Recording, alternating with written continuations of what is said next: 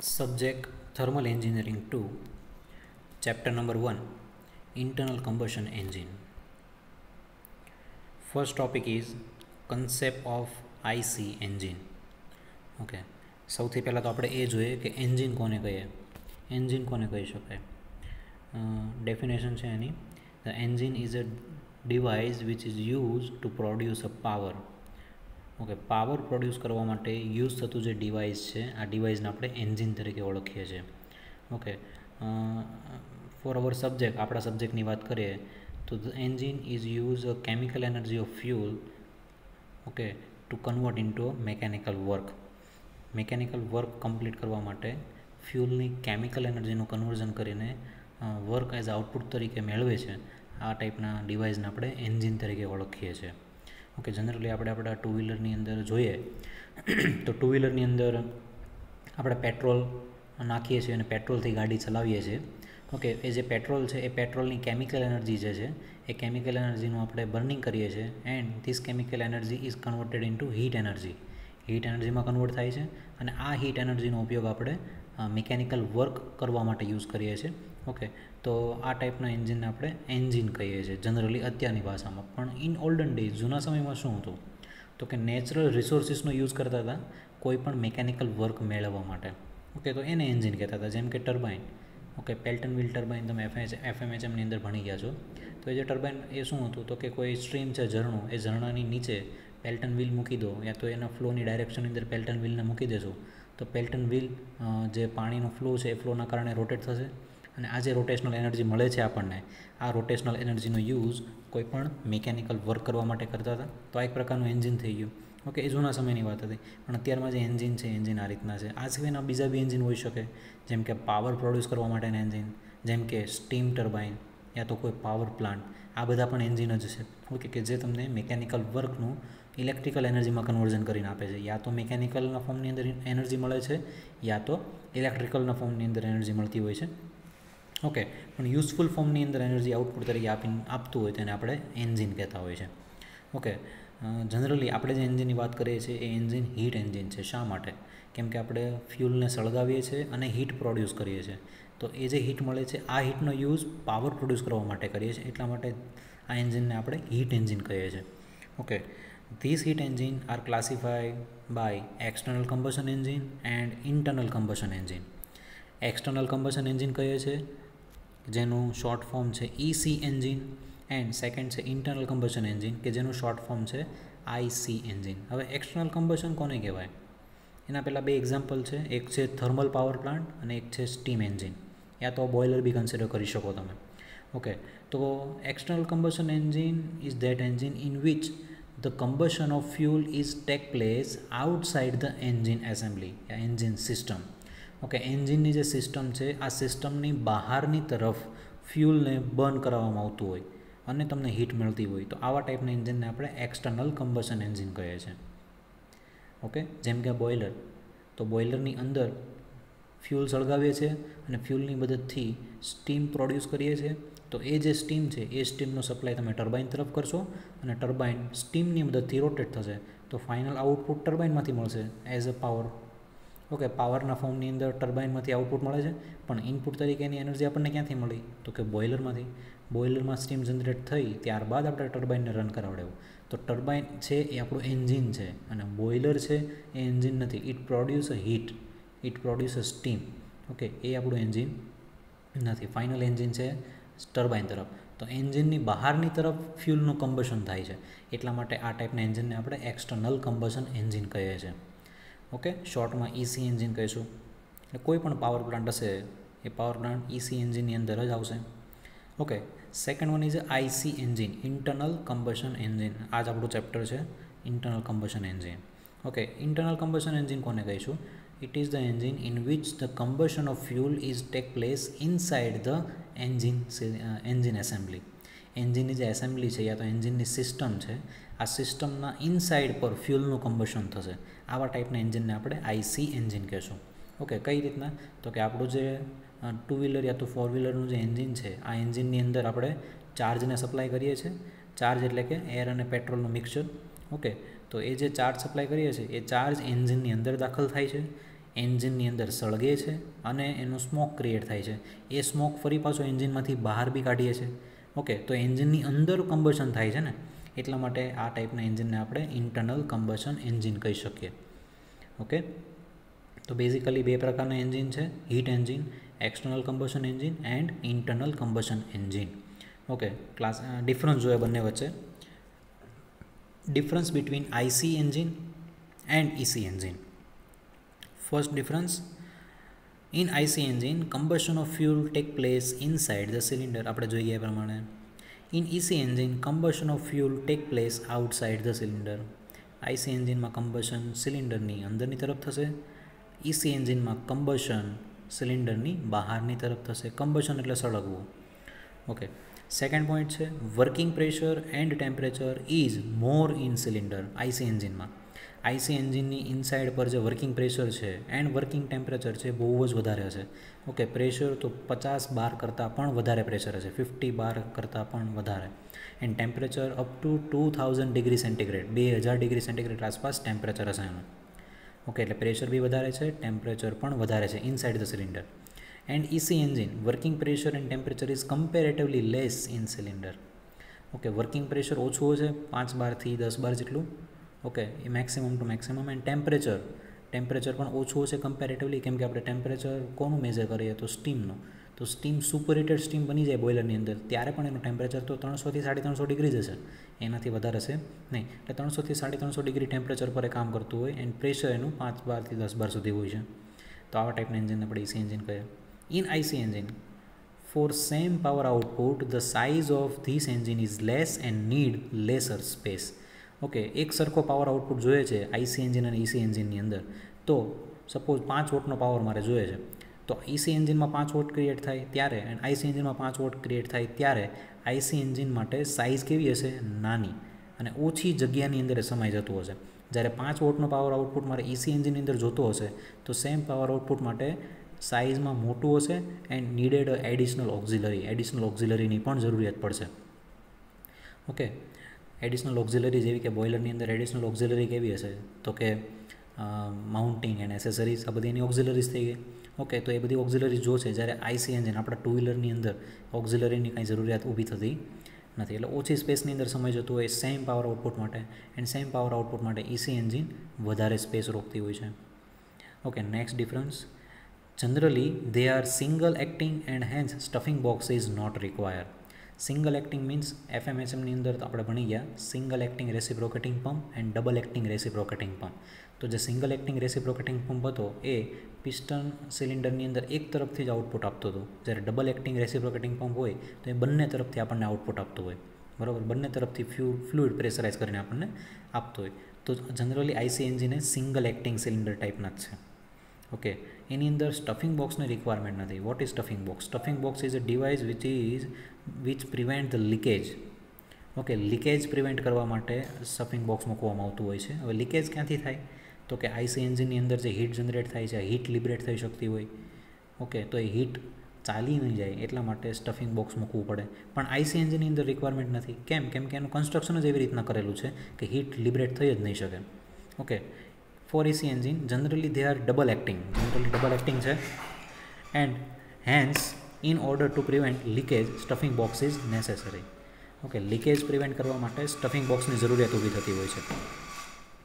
Okay, એટલે generally double acting ટાઈપના એસી engine છે એન્ડ લીકેજ ઓછું થાય એટલા માટે સ્ટફિંગ બોક્સની જરૂરિયાત ઊભી થતી હોય છે.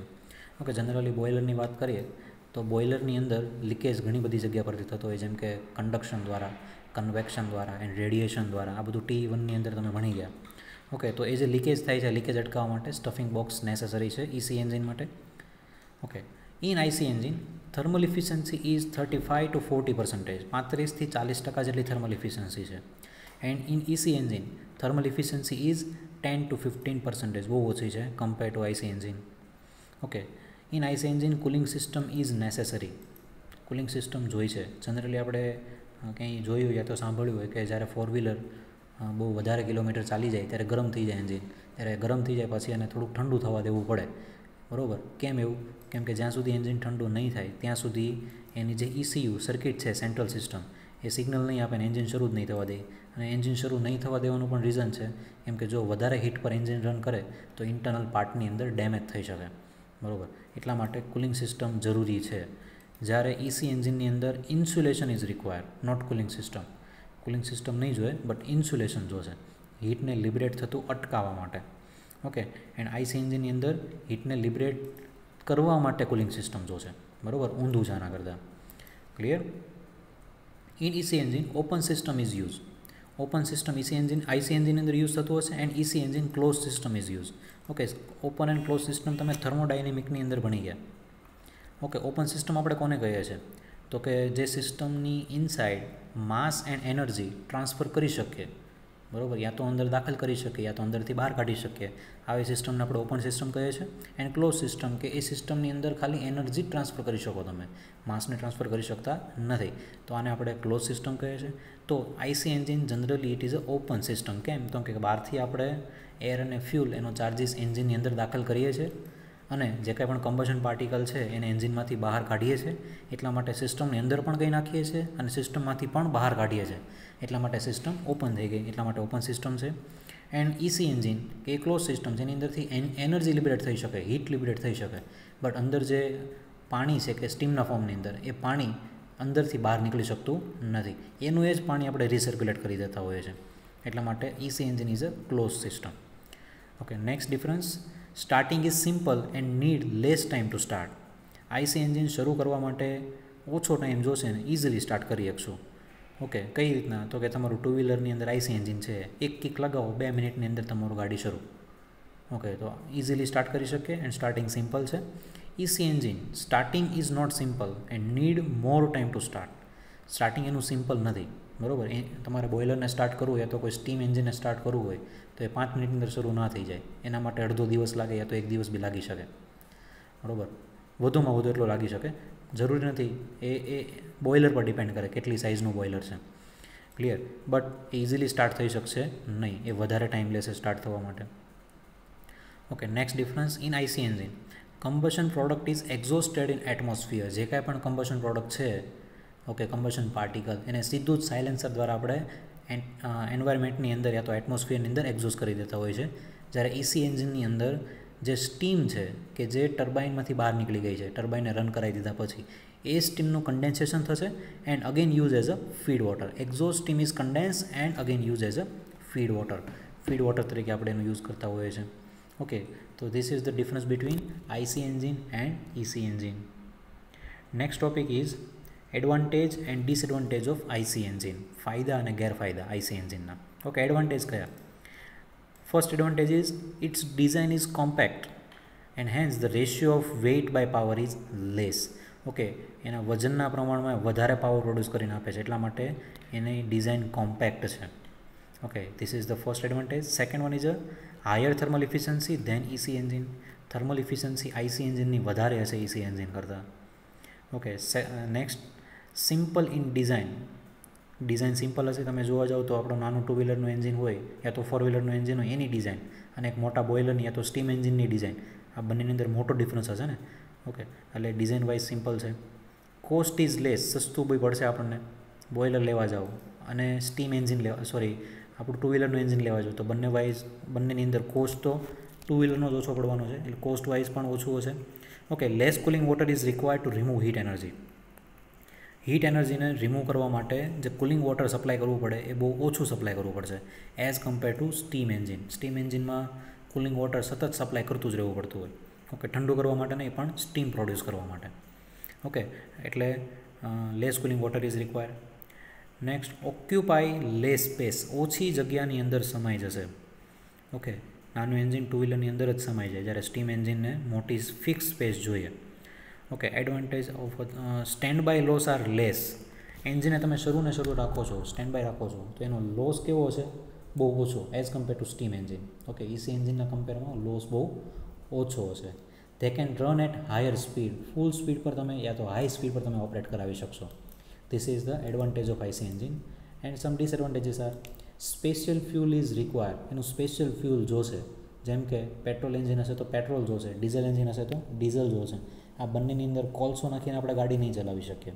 ઓકે, હવે પ્રશ્ન એમ થાય કેરોસીન નાખીને ચલાવીએ કે નહીં, તો કેરોસીનથી ચાલે પણ એન્જિનને ડેમેજ કરશે લોંગ ટાઈમ પર, બરાબર. અને સ્ટાર્ટિંગ પણ ઇઝીલી નહીં થાય. એના માટે અમુક જૂના સમયની વાત છે, તો જૂના લોકો કરતા, પણ હવે એવું નથી થતું. એટલે સ્પેશિયલ ફ્યુલની જરૂરિયાત ઊભી થાય. જેમ કે જેટ એન્જિન છે તો પ્યોર કેરોસીન જોઈએ, ઓકે, યા તો કોઈ એવિએશન ફ્યુલ જોઈએ. તો આવા અલગ અલગ ટાઈપનો ફ્યુલ છે, જે ફ્યુલ સ્પેશિયલ એન્જિન માટે સ્પેશિયલ ફ્યુલ જોઈએ. આ એનો મોટો ડિસએડવાન્ટેજીસ છે. Okay, next, they are not prime mover. એ પ્રાઇમ મૂવર નથી. પ્રાઇમ મૂવર મીન્સ એ તમને કોઈ પ્રાઇમરી મોશન ક્રિએટ કરીને નથી આપતા, એ ફાઇનલ આઉટપુટ આપે છે, ફાઇનલ પાવર ક્રિએટ કરીને આપે છે. Okay, so IC engine are not a prime mover. The starting torque is less. Starting torque કેવો છે? ઓછો, બરાબર. કઈ રીતના? તો કે તમે ગાડી ચલાવો છો તો ડાયરેક્ટ કોઈ દિવસ ત્રીજા ગેરની અંદર નથી નાખતા, એને તમારે પહેલા ગેરમાં નાખવી પડશે. જ્યારે ટોર્ક વધે ત્યારે ધીમે ધીમે તમે બીજા ગેરમાં નાખશો, ફરી પાછો ટોર્ક વધશે, ત્યારબાદ તમે ત્રીજા ગેરની અંદર નાખશો. ડાયરેક્ટ કોઈ દિવસ ત્રીજા ગેરની અંદર નાખી શકીએ નહીં. એટલા માટે સ્ટાર્ટિંગનો ટોર્ક કેવો છે? ઓછો. ઇનિશિયલ ટોર્ક ઇઝ લોઅર, બરાબર. ધીમે ધીમે પછી ટોર્ક વધતો જશે. Okay, next disadvantage, unit capacity is lower. Capacity કેવી છે? ઓછી, બરાબર. જેમ કે એક સ્ટીમ એન્જિનની વાત કરો અને એક સાદા ટુ વ્હીલરના એન્જિનની વાત કરો, તો બંને એન્જિનમાંથી પાવર કોણ વધારે પ્રોડ્યુસ કરશે? ઓકે, તો બેઝિકલી સીધી વાત છે, સ્ટીમ એન્જિન જ વધારે પ્રોડ્યુસ કરશે. એટલે કેપેસિટી એની કેવી છે? ઓછી, બરાબર. ટુ વ્હીલરની અંદર 5 લોકો બેસી જાય તો પાવર ક્રિએટ કરે છે, પણ સફિશિયન્ટ નથી. કેપેસિટી એની નથી કે સસ્ટેન કરી શકે. Okay, so this is the disadvantages of IC engine. Next one is use of IC engine. IC એન્જિનનો યુઝ કઈ જગ્યા પર થતો હોય છે? For gasoline engine. Gasoline means petrol. પેટ્રોલથી ચાલતા એન્જિન માટેની વાત છે. Okay, first one is automotive. Automotive સેક્ટર્સની અંદર, જેમ કે automobile sectors, two wheeler, four wheeler, car, truck, bus. Okay, આ બધાની અંદર જે એન્જિન યુઝ થતું હોય જનરલી ગેસોલિન એન્જિન પણ હોઈ શકે. Okay, second one is marine engine. Marine engine એટલે કે એ એન્જિન કે જે એન્જિનને આપણે દરિયાની અંદર યુઝ કરતા હોય, પાણીની અંદર ચલાવતા હોય, સ્ટીમ છે, બોટ છે, જેટ સ્કી છે, બરાબર. આ બધાની અંદર જે એન્જિન હોય છે, એન્જિનને મરીન એન્જિન કહે છે. જનરલી એ ગેસોલિનથી પણ ચાલતા હોય. Okay, third one is aircraft. એરક્રાફ્ટનું એન્જિન પણ ગેસોલિનથી ચલાવી શકે. ગેસોલિન એટલે પેટ્રોલ. ઓકે, તો આ ટાઈપના એન્જિન બધા ગેસોલિન એન્જિન છે. Second one is gas engine. Gas engine એટલે ગેસથી ચાલતા એન્જિન. તો કે ઇન્ડસ્ટ્રીની અંદર પાવર પ્રોડ્યુસ કરવા માટેનું જે એન્જિન હોય છે, આ એન્જિનને આપણે ગેસ એન્જિન કહીએ છીએ, જેમ કે ઇન્ડસ્ટ્રીયલ પાવર પ્રોડ્યુસિંગ માટેનું એન્જિન. ઓકે, જનરલી સ્ટીમ એન્જિનનો યુઝ કરીને કરતા હોય તો ગેસથી ચાલતા એન્જિનનો યુઝ કરી શકે. Okay, next one is diesel engine. Diesel engine. Okay, diesel engine means ડીઝલથી ચાલતા એન્જિનની વાત છે. ઓકે, કયા વાહનો ડીઝલથી ચાલી શકે? તો કે automotive vehicles, that means two wheeler, four wheeler, okay, bus, truck, આ બધા ઓટોમોટિવ જે ડીઝલથી ચાલતા હશે. Next one is locomotive. ટ્રેનનું એન્જિન કે જેને આપણે લોકોમોટિવ કહીએ છીએ, આ એન્જિન એ પણ ડીઝલથી ચાલતું હશે. ઓકે, અત્યારે જે ટ્રેનના એન્જિન છે એ બધા ઇલેક્ટ્રિસિટીથી ચાલે છે, સાથે સાથે ડીઝલ એન્જિન પણ આવતા હોય છે, એટલા માટે લોકોમોટિવ એન્જિન છે. Next one is power generation. Power generate કરવા માટે, જેમ કે કોઈ પ્રસંગ હોય, એ પ્રસંગની અંદર ઇલેક્ટ્રિસિટી પ્રોવાઈડ કરવા માટે બહારની તરફ એક ડીઝલ એન્જિન મૂકેલું હોય છે. તો એ જે ડીઝલ એન્જિન છે એ પાવર જનરેટ કરવા માટે યુઝ થાય છે, બરાબર. તો એ પાવર જનરેશન પર્પઝ માટે યુઝ થાય છે એ ડીઝલ એન્જિન. એ જગ્યા પર બી યુઝ થઈ શકે. મરીન એન્જિન, જેવી રીતના પેટ્રોલથી મરીન એન્જિન ચાલી શકે, બરાબર. બોટનું યા તો કોઈ જેટ સ્કીનું, એ બધાના એન્જિન પેટ્રોલથી ચાલતા, એ રીતના ડીઝલથી પણ ચાલી શકતા હોય. એટલે આટલી જગ્યા પર પેટ્રોલ એન્જિન એન્ડ ડીઝલ એન્જિનનો યુઝ કરી શકીએ આપણે. ઓકે.